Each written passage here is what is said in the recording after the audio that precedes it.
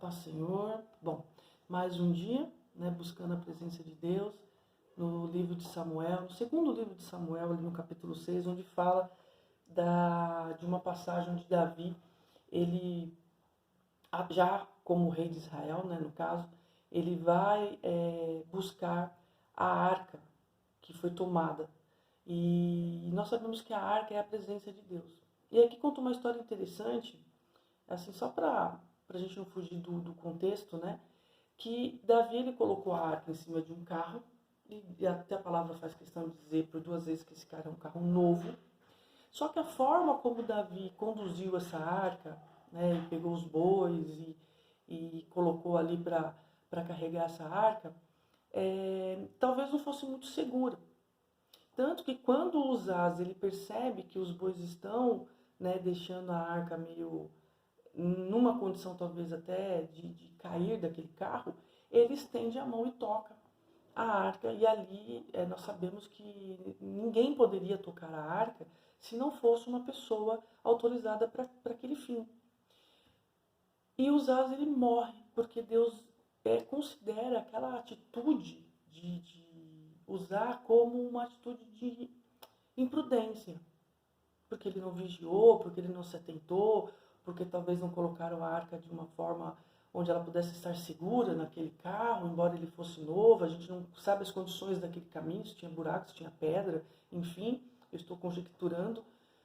Nesse texto aqui especificamente não tem tantos detalhes assim, só diz que Davi colocou a arca sobre um carro novo, que a arca estava sobre esse carro e que ela era conduzida porque Davi tinha a intenção de trazer a arca, né, a presença de Deus, para a tenda que ele mesmo havia construído com a permissão de Deus.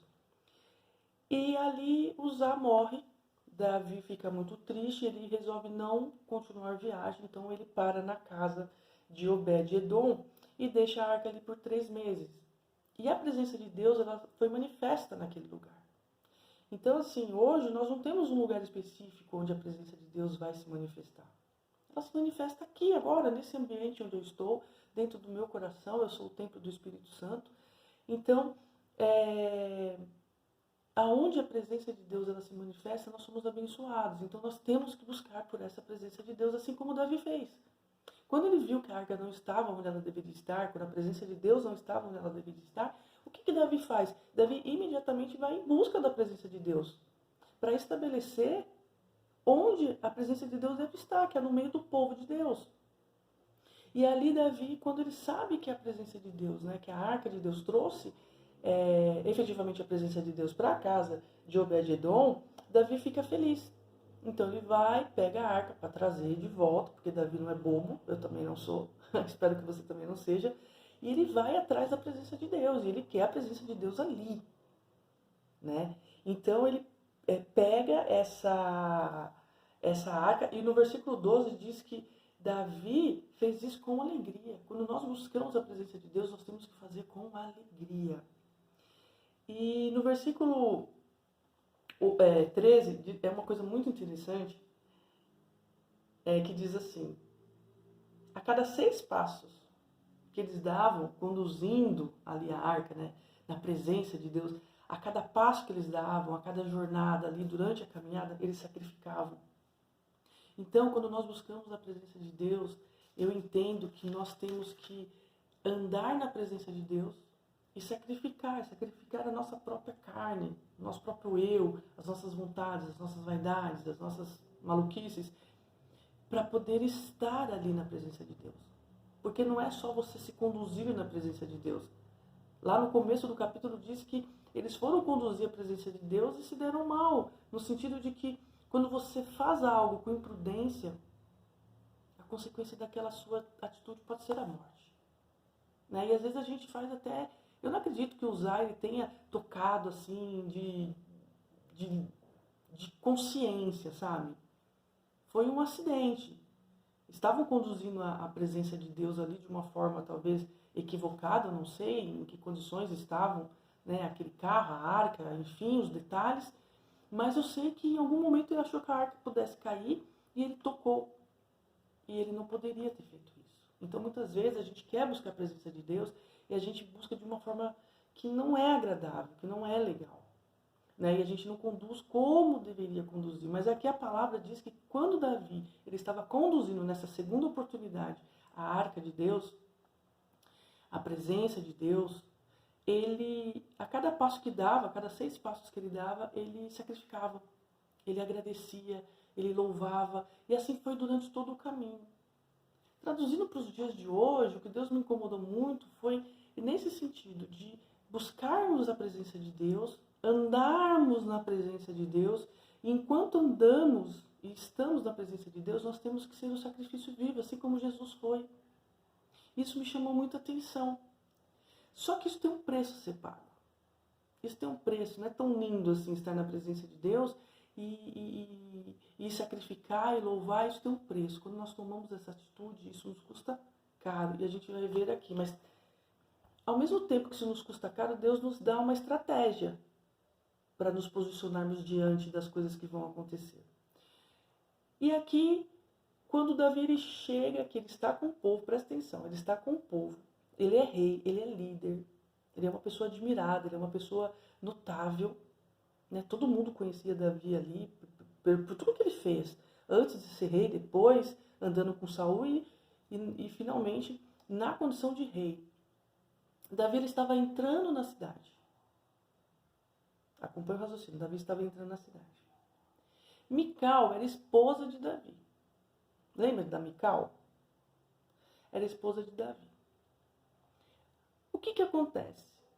Mical olhando da janela, porque quem não tem o que fazer, quem não está na presença de Deus, quem não está buscando a Deus, está desocupado, está na janela observando quem está buscando a Deus. Isso é fato. Porque quando você tem vida com Deus, você está tão envolvido em fazer as coisas de Deus que você não tem tempo para cuidar da vida alheia. Mas quem não tem vida com Deus tem tempo. E Mical tinha tempo, e ela estava na janela, porque ela não estava lá com o povo festejando. E aqui diz que não era uma reunião só para homens. Aqui diz que Davi, no versículo 19, está escrito assim, que Davi o repartiu, né, com todo o povo, com toda a multidão, homens e mulheres. Então ele distribuiu pão, ele me distribuiu carne, ele distribuiu vinho, isso me lembra muito a ceia, né, parece que era uma coisa meio profética. E então não era uma coisa que Mical não pudesse estar, porque realmente tinha algumas situações onde o rei se reunia com os seus soldados, que eles acabavam de dividir uma guerra, então as mulheres só serviam e tal, mas nesse caso não. Nesse caso, Davi estava entrando na cidade. E uma coisa que me chamou a atenção é que Mical não esperou nem Davi entrar dentro de casa. Depois que Davi terminou de prestar culto, de gratidão, adoração, louvor para Deus, ele vai a caminho da sua casa. Porque ele já tinha terminado. Igual quando a gente vai para o culto, que a gente sai de casa, a gente vai buscar a presença de Deus, não é assim? A gente vai se colocar diante da arca, digamos, né? Para você entender. E a gente chega naquele determinado local, encontra Deus e fala com Deus e sente a presença e pula e canta e começa a sentir calor, tira a blusa, enfim. Lógico que hoje a gente não fica nu, né? Porque se escandaliza. Se fosse uma coisa santa, né? Mas enfim, para não escandalizar aqueles que não compreendem, a gente não faz. Eu não faria porque eu sou muito tímido, ok? Não estou criticando quem faça, não. É porque eu sou tímido, então meio que não combina comigo, assim, que eu já tô meio velha também. E aí o que acontece? Davi ele termina o culto e vai para casa. Igual você, igual a mim. A gente termina o culto e vai para casa. Só que antes de chegar em casa tinha o fuxiqueiro. Talvez essa Mical aqui seja sua mãe, seu pai, sua tia, sua esposa, seu filho, o vizinho, eu não sei. Mas que tem Mical olhando pela janela, tem. E Mical não espera Davi chegar em casa, entrar dentro de casa. Ela já sai ao encontro de Davi. Mas não foi para abraçar, não foi para beijar, não foi para perguntar como foi o culto. Não foi para dizer, nossa amor, como você tá diferente, como você tá com uma cara boa, como é que foi o culto, o que Deus falou com você. Não foi para nada disso. Mical olha e, resumindo a história, ela diz que Davi se comportou como um vadio. Gente, eu fico imaginando Davi, um homem de guerra, valente, um homem meio ogro, vamos colocar assim. Naqueles tempos, imagina, né? Para estar na posição de Davi, não podia ser muito delicado, digamos assim, né? E aí ela se diz, ela fala assim, até da gagueira, né? Porque o negócio é tão Porque eu já passei por isso, viu? Chegar da igreja e gente me esperando na janela para me criticar, para dizer, ai, quanto você é religiosa, ai, me sai da igreja, ai, porque você se acha mais santa que todo mundo. Gente, eu não me acho nada, vocês que estão achando, desculpem. Vocês estão achando coisa que ninguém está achando, só vocês, porque vocês não têm o que fazer e ficam se incomodando com a vida dos outros. Sai da janela, vai para a presença de Deus. Vai para a presença de Deus, sai dessa janela. Para de ficar na futilidade e vai buscar a Deus. E aí eu sei que Mical, ela olha para o rei e diz assim para ele, em tom de ironia. Eu penso que foi em tom de ironia, gente. Quão honrado foi hoje o rei de Israel, descobrindo-se aos olhos das servas e dos servos. Gente, eu acho isso aqui impressionante. Porque tem gente que olha pra gente e fala isso, né? Nossa, você, crente, fazendo isso, fazendo aquilo, falando desse jeito. Porque às vezes a gente é tomado de uma alegria que a gente exagera. Vamos combinar? Às vezes a gente exagera, né? Porque eu acho assim, a gente tem a nossa intensidade de culto, de adoração, de louvor, a nossa forma de se expressar, mas às vezes a gente perde um pouco a mão das coisas, perde um pouco o bom senso das coisas. E é como a palavra nos diz lá de usar. Às vezes a gente está buscando a presença de Deus e a gente está tão emotivo, porque o culto, gente, é racional. E às vezes a gente presta um culto emocional e sai da linha. Não é o caso de Davi. Davi realmente estava empolgado. Tem pessoas que são sinceras naquilo que faz durante o culto e corre. Eu já tive vontade de correr, eu só não corri porque eu sou tímida. Eu acredito nessa manifestação, sim. Eu acho bonito, né? Tem gente que exagera, mas enfim. A gente tem que ter discernimento para não acontecer o que aconteceu com o Zaque, né? Que foi lá buscar a presença de Deus e foi imprudente. Nós não podemos ser imprudentes, tem que ser com ordem e decência, gente. Mas aqui, Mical, ela tira onda com Davi. Ela é assim meio... Ela é atrevida, essa menina. É bem filha de Saul mesmo, né? Bem filha de Saul. E aí ela diz isso. Quão honrado foi o rei hoje diante dos seus servos e das suas servas. Tipo, que papelão que tu fez. Que coisa horrenda foi essa que você fez. Você se colocou nu ali. O que é isso? Você é rei, você é líder, você é crente, você é isso, você é aquilo. E as pessoas começam a colocar uma capa em cima de nós que nós nem pedimos. As pessoas já começam a alucinar. E o diabo é bem desse tipo. Ele usa essas pessoas desocupadas que gostam de estar na janela, olhando para a vida dos outros, em especial daqueles que são de Deus, para nos confrontar, para nos fazer desistir, para nos fazer, opa, será que eu estou prestando um culto de excelência? Será que eu estou fazendo alguma coisa errada? Será que Deus não está se agradando? Pergunta para Deus, gente. Você tem dúvida do seu culto? Pergunta para Jesus. É Ele que recebe o culto, então Ele sabe se é bom ou se é ruim. Então não deixe que as pessoas lancem esse tipo de palavra maldita sobre a sua vida para minar a sua fé. Fica crente com Jesus, busca aqui na palavra, vai prestar seu culto e faz aquilo que tiver no seu coração, na sua sinceridade. Porque se você estiver fazendo para se aparecer, Deus não vai receber. Então aí é um problema seu. Usar quis proteger a arca de não cair e se deu mal e morreu. Então não faça nada daquilo que não esteja na sua competência de fazer. A sua adoração tem que ser sincera. Porque Deus busca aqueles que o adoram em espírito e em verdade. Então, assim, quer exagerar? Ok. Quer ser mais contido? Ok também. Desde que seja sincero. Então, o que acontece? Aqui, Mical, ela caçoa de Davi. Aí você deve estar lembrando de alguma situação e deve estar triste, né? Porque às vezes a gente fica. Mas aí eu tenho uma boa notícia para te dar. Sabe o que Davi fez diante dessa situação? Ele glorificou a Deus. Mical, então deixa eu te contar um negócio. Foi Deus que me estabeleceu. Deus tirou seu pai do trono e me colocou. Podia dormir sem essa, né? Então, assim, eu sinto muito pra você, mas o meu estilo de adoração é meu. É problema meu com Deus. Isso é uma coisa que você não tem nada que se meter. Sabe por quê? Porque enquanto eu estava louvando, adorando, você estava fazendo o quê? Lógico que ele não falou com essas palavras, né? Isso aí, coisas de vida de Diana. Mas aqui, ele diz, e aos olhos das minhas servas, né, essas aí que você tem falado, eu serei honrado. Porque é como se ele tivesse falado assim, eu entendi o que eu fiz e elas também, então, tipo, relaxa. Você que não entendeu, você que está falando do propósito, você que está falando da presença, você que não foi buscar. Você nem prestou culto, você não sabe nem o que aconteceu lá, você está falando de algo que você não conhece. As pessoas falam de algo que elas não conhecem. Elas não conhecem a Deus. Se você é de Deus, está com Ele, então as pessoas também não te conhecem. Porque você é nova criatura em Jesus Cristo. Você é nova criatura, as pessoas não te conhecem mais.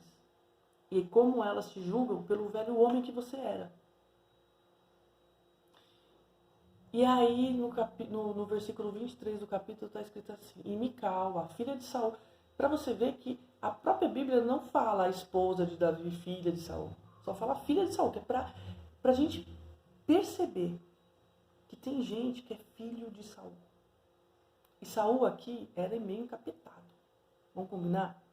Tem gente que é filha de Saul, filho de Saul, porque não conheceram a Deus ainda. Teve a oportunidade, ouviram falar, mas não quis se converter genuinamente. Então eles te criticam, porque o diabo gosta desse tipo de pessoa, para afastar quem é crente da presença do Senhor. Então não se permita. Não se permita. Quando alguém vir te criticar, diga isso. Só que foi Deus que me estabeleceu, era para Deus, o culto não era para você. Então, se você gostou ou não, não posso fazer nada, sinto muito, desculpa. Desculpa se a minha alegria, a minha adoração e a minha forma de manifestar a minha fé te incomoda. Me desculpa. O que a gente não pode é desistir por conta desse tipo de palavra. E aqui a palavra diz que Mical, a filha de Saul, não teve filhos até o dia da sua morte. E muitas vezes as pessoas, elas não entendem por que elas não são produtivas, frutíferas, por causa desse tipo de palavra. Sabe por quê? Porque a boca fala que o coração está cheio. Então, é bom porque a gente também pensa, né, em que momento nós estamos nessa nossa devoção a Deus. Se nós estamos falando coisas que estão constrangendo os servos do Senhor, e por isso nós estamos nós estamos estéreos, ou se nós realmente estamos fazendo como Davi, abrindo a nossa boca, mesmo numa situação de afronta dessa, de deboche, de ironia, de Mical com o rei, porque além de marido, ele era rei. E ela vem com essa piadinha sem noção aqui, porque tem muita gente que vai olhar pra você e vai fazer piadinha sem noção. Essa é que você fala, olha, foi Deus que me estabeleceu, o culto era para ele. Se você não gostou, desculpa, eu não posso fazer nada.